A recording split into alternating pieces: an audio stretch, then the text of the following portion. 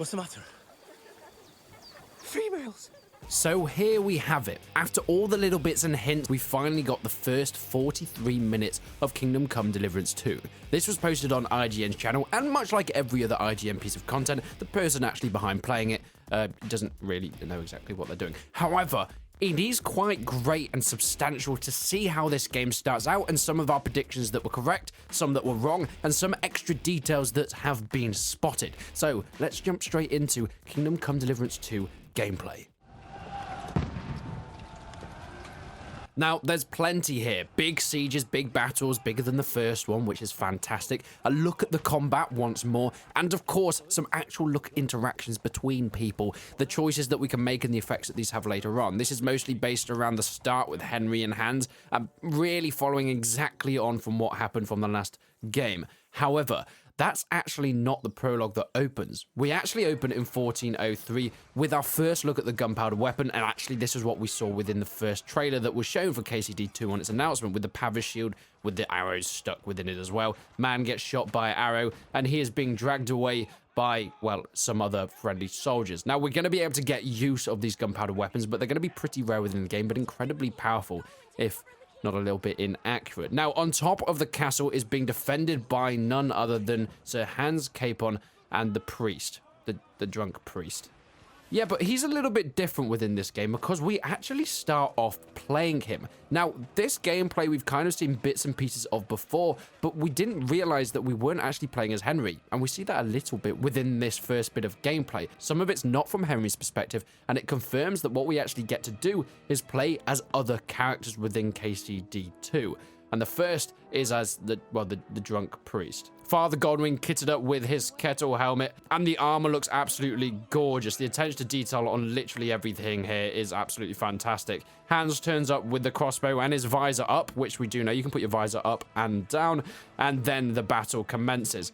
Now, when it comes to the actual battle, we can see some trebuchets as well, part of a cutscene, but really what we're doing here is looking at the bit of gameplay from Father Godwin's point of view, going up the stairs to the front ramparts and defending. We can see that AI uses the pole arm to push down the ladder, even with some enemies on it as well, and seeing how that crossbow is being used. It's got that kind of slower reload time, but it's very, very accurate and does a ton of damage. The impact is really satisfying as well.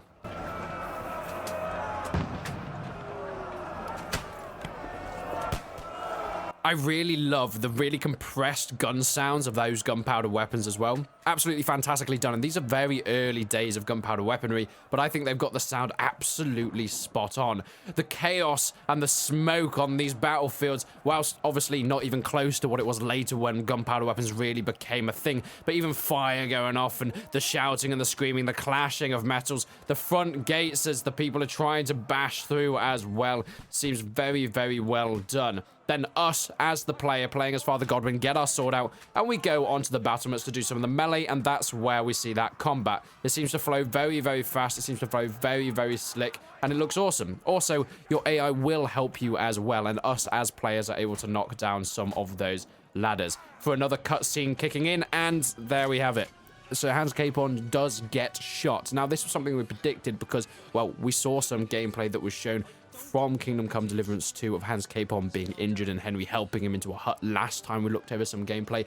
And there was also an indicator that Hans Capon will perhaps go through a bit of a tricky story. He gets shot, but we don't see him die. It skips backwards to several weeks earlier. We don't have an exact timeline, but it's good enough for me, and leading exactly on from where the last Kingdom Come Deliverance finished, where Hans and Henry headed off towards Prague and towards the castle with a letter to say, can we have some help against the enemy? King Wenceslas is obviously who we're going to ask for help for.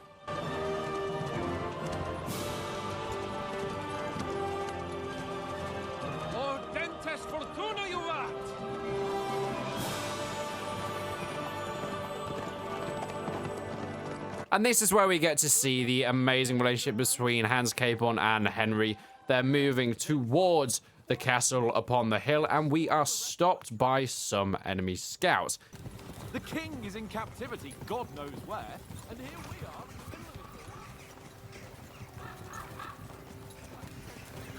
This trip, one way or another.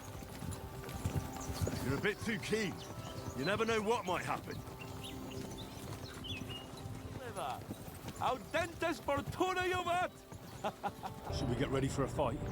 Take it easy, Henry. They're wearing von Bergov's colours. They're from Trotsky. Surround them! Don't let them get away! They are technically enemies looking for bandits, but they have been persuaded, and we get to see a little look at Henry's speech checks as well. You've got the option between playing as a soldier, who, you like to pick up fights and you like to take people on frontally, like me on a Friday night. Or you could be an advisor, preferring to solve things with your knowledge, sharp tongue and kind word, or a scout hiding in the shadows, and there's some stealth checks that you get to do as well. This is where you actually get to choose that playstyle, and you'll be able to get better advantages with the different options later on within the game, depending on what you choose at this point in time. But of course, like everything, they can be changed. Now, some speech checks fail, and they will lose or gain you reputation.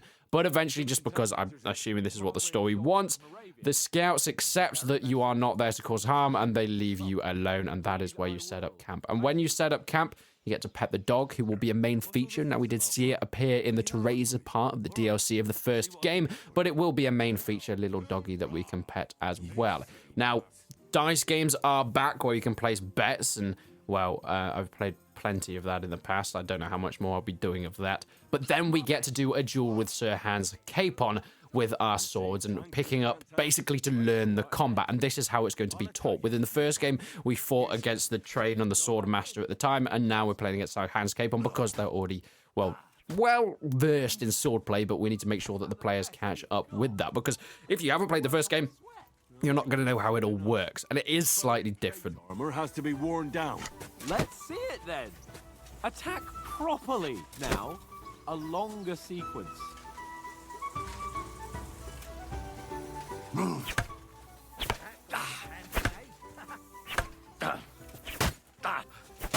Enough! Now you're warmed up, eh? Yeah. But you're pretty winded yourself. While you're attacking, you still have to take care you have strength left. Never won a duel just by blocking. You've got to make an opening to strike back. And you do that by means of a perfect block. Perfect block, eh? You've become a real swordsman. Start your attack then. You have to move sooner. That's not it. You mustn't block until after I start my strike. Try blocking later. After all that, we get a great conversation with them sitting around the campfire. We get Henry's level of speech up. Now, it does say his speech is level 17, which does indicate we start with some speech skills as well at the beginning of the game. And Sir Hans and Henry take a dip in the water as well.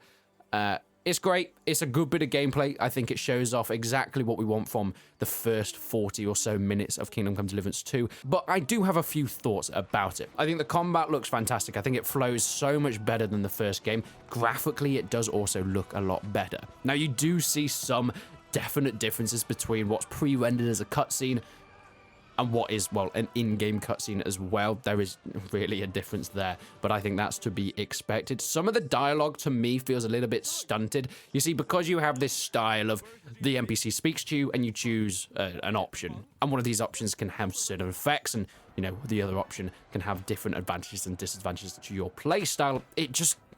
I know that's how RPGs work, but it does feel particularly stunted here.